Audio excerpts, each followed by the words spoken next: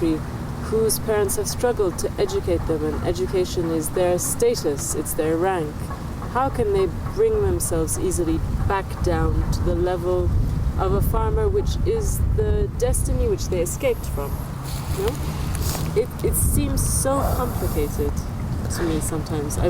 Yeah, that's right. I mean, however, don't forget that I also was the first to have a university degree in my family. So I mean, I could have suffered of the same syndrome, and I've never discovered this dimension until I started this work. I mean, I must have told you several times that I never talked to a farmer until a little bit more than 15 years ago,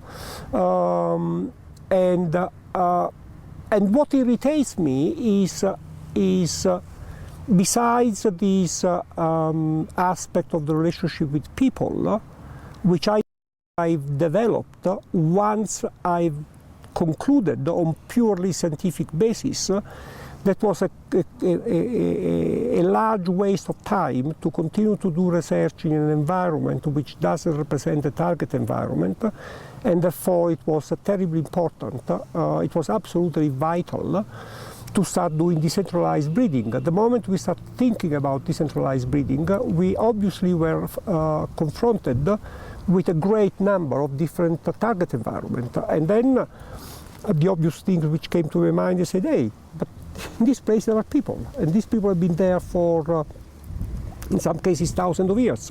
What about if we start discussing with them the possibility that we enter in a sort of partnership?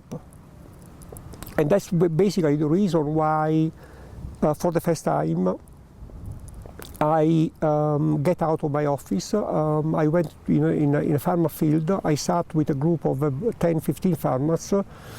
I still have a slide, so if I find the slide, I can count how many. But I know exactly the spot in which this is what happened, because I remember that I had the stick on me. I was sitting on a chair.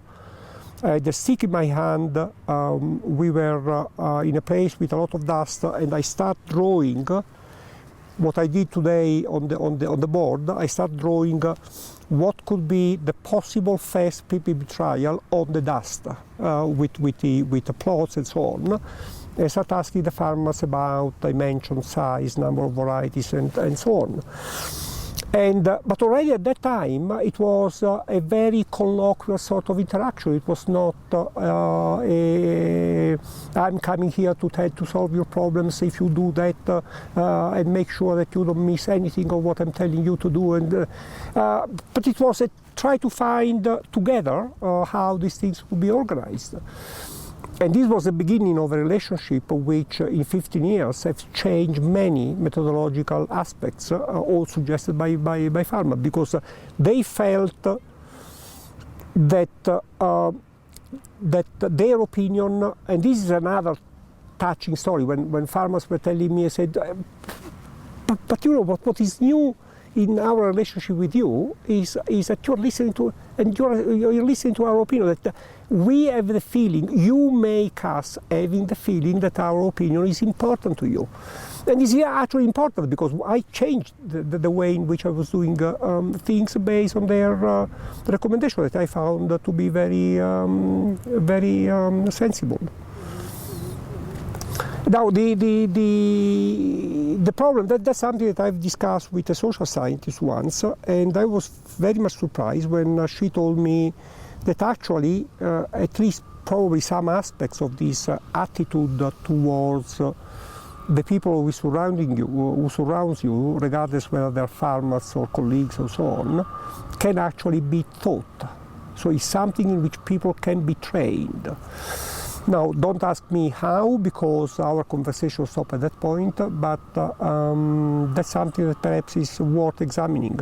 What I thought it might be, it could be sufficient, and it wasn't, is to bring people with me and not pretending to be a teacher. I said, well, look, in my case, the way in which I interact with farmers, I make jokes, I make them laugh, I try to make this meeting as lively as possible. So something that, when you're thinking back, I said, oh, I spent a nice hour. I mean, it was something interesting.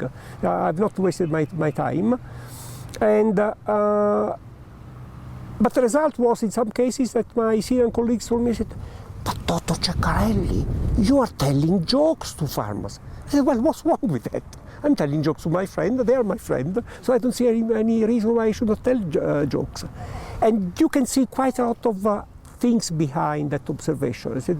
That somehow you are on that pedestal, and part of this is that you should always say serious things, you should never laugh, and but this is a syndrome.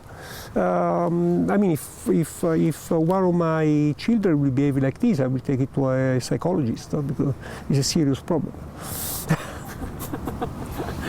Have you seen any impressive cases of other scientists who started in a more closed way, in a more top-down way, and were able to get out of this shell and establish more equal relationships? Well, I have a fantastic experience in Yemen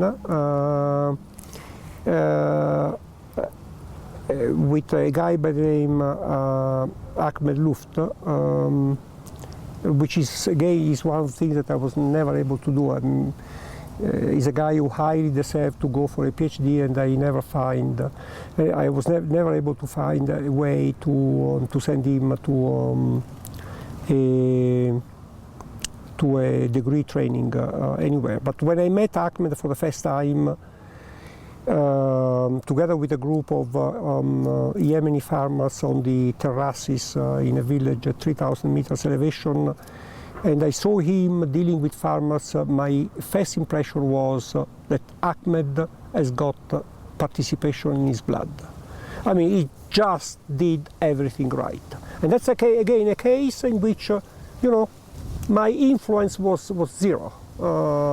Then, of course, because he did not get any support, because again he was doing something a little bit unconventional, we became very close friends, also with his family, because I was an international scientist, and this, of course, helped him in getting respect within his institution. In fact, now he's a highly respected scientist, but yet all his colleagues are getting a PhD, and he's the only one who doesn't have the title of doctor. And yet he's probably the most capable. In fact, he's Director General. He's always putting him in different responsibilities. Whenever there is a problem in the institute, he just changes his job to fix the problem. At this moment, he's the head of the gene bank. But, so this is a case of someone who had it naturally in his blood. I was wondering about people who didn't seem to be so natural, but somehow they were able to evolve. I'm thinking about probably people in Eritrea, but again, people in Eritrea do not have a past of conventional scientists, because Eritrea is a relatively young country, became independent in 1991. And we started PPB in 1998 before they could have any research program. Well, I have colleagues in Jordan who have considerably improved, but they still occasionally have the tendency to speak too much. I mean, that's also something that should be avoided. I mean, even if you have to tell something which requires some time, my impression is that, particularly with farmers, is always good to break it into pieces, rather than to make a speech of 15 minutes, just to break it in small things that you spread through the conversation, because this maintains the conversation on more equal level, that everybody is roughly have the possibility of talking about the same time. Again, in this country we have an example of a scientist who I think probably means well, but still is keeping too much time as I don't know whether he just wants to make sure that people understand who he is at the end of the day. And what effect do you think this has on farmers when they hear you speaking for a long time? What does that mean to them? Well, they may not be. One has to always to keep in mind that if you observe their conversation, they are always a multitude of voices. There is never somebody who is actually drawing all the attention. And if there is a guy making a speech and the other listening, this guy immediately goes to a different level. So it's important to maintain, to always give the impression. I'm very much against, for example, and they always do it to me when I go to Algeria, to a meeting with farmers. The farmers are sitting on a chair, and then there is a desk, and I have to sit behind the desk. And I've told them, I don't want that. I don't want the chair to be arranged in a circle, and I sit in a circle together with them. You know, there is always this attitude that should be, you're on this side, the other on the other side. Never this attitude of making. I mean, the differences are still there. I mean, I will say things that farmers cannot say, and the farmers will say things that I cannot say. But this doesn't have to be physically represented in the way you arrange a room or an office or whatever. Sometimes do you get the impression, because sometimes I get the impression, that farmers expect you to play the role of the big scientist, and they want you to play. They're somehow more comfortable. They look to you. Even those scientists who give the big speeches, I sometimes feel like I get more annoyed than the farmers. Sometimes I feel as if the farmers like the speech, no? They feel as if they're important because somebody important has come to give them a big speech. Well, I think, but this is due to the fact that they have been they got accustomed that this is the natural relationship between scientists and farmers, so that they may found a bit strange by what I'm doing, by avoiding giving speeches. But my experience is, in the long term, this pays off in terms of being able, for example, of being told, my dear doctor, I think that what you did is wrong. Now, to be able to get to that point in the Arab context, with all the cultural component of of respect for foreigners. I mean, I'm a foreigner. I'm a former university professor. I'm a scientist coming from an international organization, and I tell you that you're wrong. And it took me many, many years. But I've reached the stage in which the farmer told me, I told you 2 years ago that if you involve the people from the ministry, we will get nowhere, and now it's happening. And I said, yes, and I apologize. The apologies are not sufficient because we have been wasting 2 years of our time. Now, and I was very happy because then I knew that I was one of them, because he will never tell these sort of things to any of my colleagues or to the Syrian scientists. And you think that you get better science and better results if they feel as if you are one of them and you feel as if you are one of them? Of course, because they can notice. First of all, they live with the trials. They see the trials almost every day. I don't. And they, at the end, when they have to take decisions, their decisions are based on all this cumulative experience, the fact that they've been living with a crop for 5-6 months. So they know many more things than anybody else. And they wouldn't do it if they consider this is my experiment. They can do this only if they consider that this is actually. Well, I will give you another example, which goes with the methodological changes that we did over time. When one farmer, at the end of a meeting, told me, I said, well, there is something else before we close the meeting that I want to tell you. And it's something that was in my mind for some time, but now I think I got clear ideas. I'm not very happy on the way in which the selection day, which is one of the most important things, is organized, because we have several trials. We are a big groups. There are organizational issues, and I found that we have to rush because at the end of the day you have to go back to Aleppo. And I believe that I'm not able to spend enough time in front of each plot to give a good score. I need more time. So what I'm suggesting is that you bring the forms, the scoring forms, well in advance, and then I go myself when I have time. And then I ask him, I said, well, I think that this is a good suggestion, but what the other people think about, and everybody agree with him. And then eventually I asked him, I said, do you mind if I bring this idea also to the other villages and see what people think? And everybody agreed with him. So that's something which increase the flexibility. We get much more participation because as it happened the other day, you fix a day and then you go, and then something happened in the village, some people cannot come, and this is the only opportunity that they have. There is not a second opportunity. While you know, if they have the forms in their house, they can go to the field and do the scoring at any time. And in that particular case, actually, we did a small experiment because he did the selection twice by himself with a group, and then we make a quick calculation, and the relationship between his score and the actual yield was much closer when he did the selection by himself. So he actually proved his point scientifically. We were able to prove his point scientifically.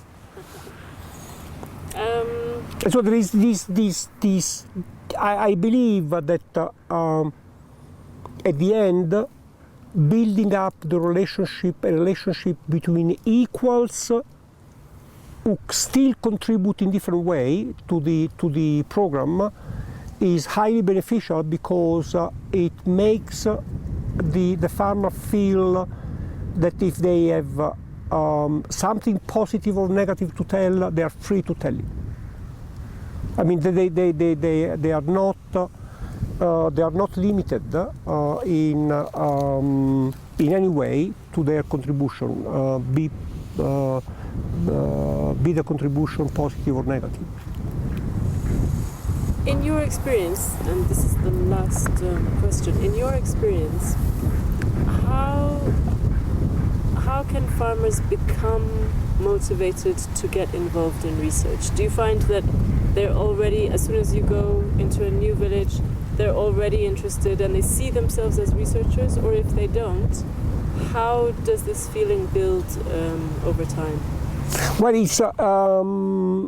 it's very much related to what we've been discussing so far. Once you organize the trial, it's very important that during the organization of the trial they are as much involved as possible. I think the ideal was we did the other day in that meeting, that anything we went there giving them the impression, which was honest, that this was a proposal, and they were free to reject it. And it takes time, but in some cases this process was much faster than in other cases, because very, very quickly the farmers start asking to have the same sort of experiments for other crops, which were then even more important. The scientific contributions, the quality of the scientific contribution that they can give to the program obviously increases with time. And this depends very much on the starting point. In Syria, we started with a situation in which farmers did not even know that there could be different types of barley. When I told them that the idea was to show them 200 different types of barley, they could not even understand the Arabic translation, because they thought there was something wrong. I mean, there is one type of barley, why these guys are talking about 200 types? And when they saw them in the field, it was one of the biggest events in their life. I mean, they were shouting to each other, "Come here, look at this one, how fun it is," and so on. So, I mean, it was something that they were like children. And there was an enthusiasm. Now, Ahmed, the very same person that I mentioned before, the very first meeting took place in his house. And he was one of those saying, "What do you mean by 200? There is only one type of barley." 15 years later, he is able to touch a spike of barley and tell that probably one of the parents is a wild barley. And I didn't make a speech, I didn't make a lecture. It was simply going to the field together, and he asking me, I said, can you tell me where this plot is coming from, which type of cross? And I was reading the cross without adding too much.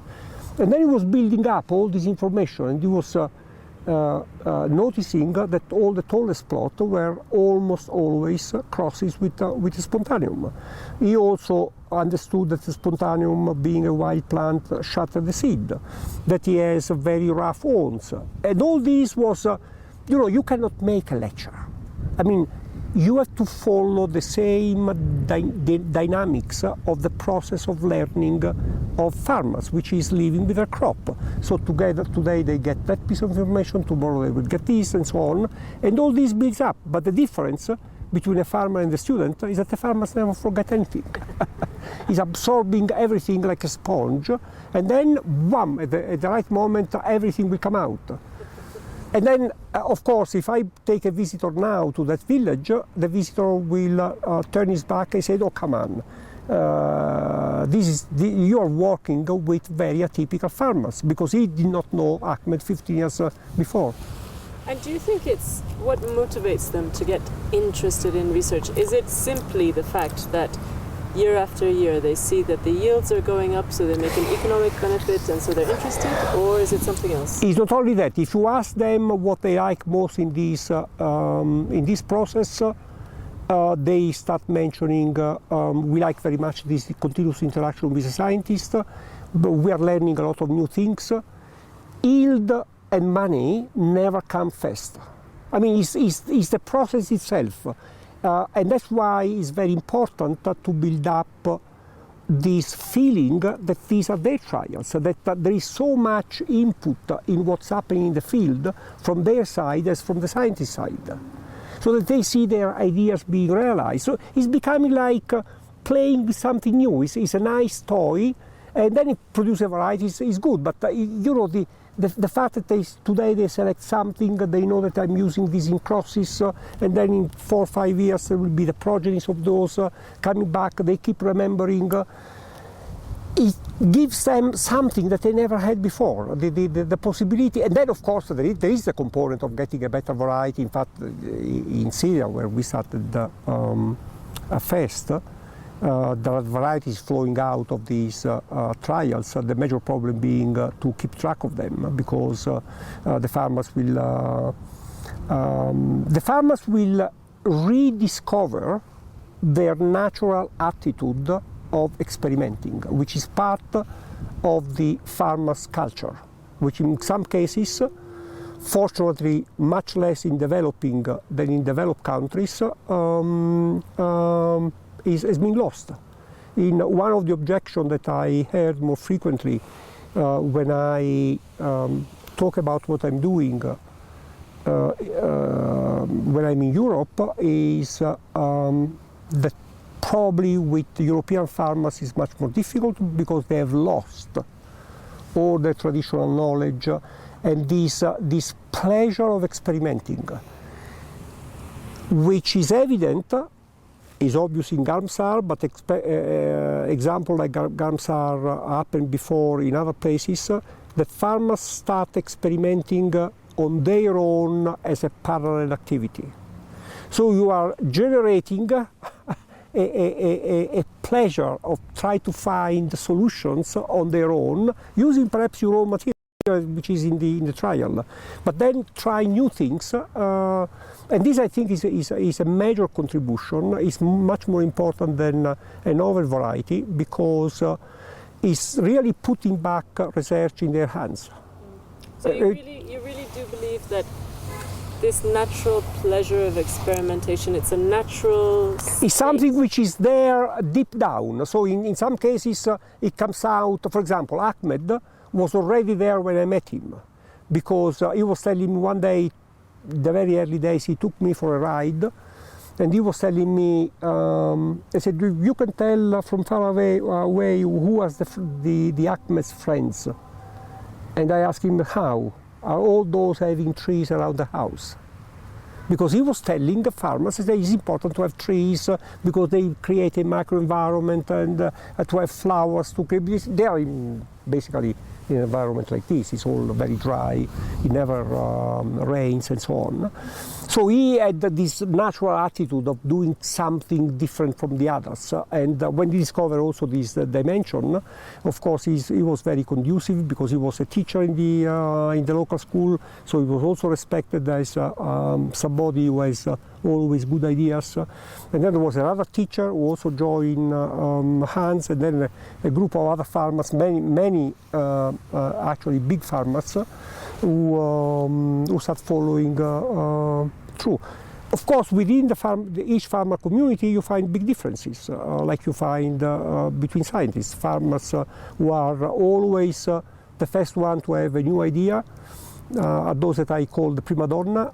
But as long as you keep these in the context, so they do to the other farmers what I do.